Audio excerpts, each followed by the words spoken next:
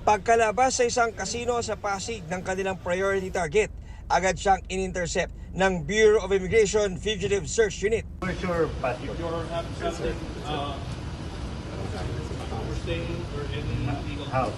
Okay. in a register, Can you tell us in camera that your name? Hindi na nakapalag ang Amerikanong 60 anyos, isa sa pinaka-wanted na personalidad sa Amerika sa larangan ng fraud. You are from Bureau of Immigration Fugitive Search Unit.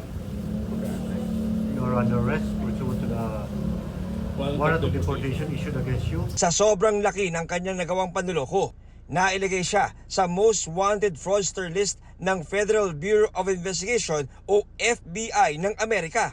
Ayon sa Immigration Fugitive Search Unit, nakatangay ang suspect ng di bababa sa $2 billion o 121 bilyong piso mula sa kanyang mga nalokong biktima sa Amerika. Nag-organize siya ng isang scheme upang maloko itong mga tao sa Amerika na maging miyembro or bumili ng insurance sa kanyang healthcare na in-establish sa Amerika, kung saan walang katumbas na serbisyo na binibigay. Pahirapan ang paghahanap sa suspect na nakapasok sa Pilipinas bago mailabas ang kanyang warrant. Sinusundan natin yung mga bahay niya sa mga exclusive villages, pati yung mga condominiums niya.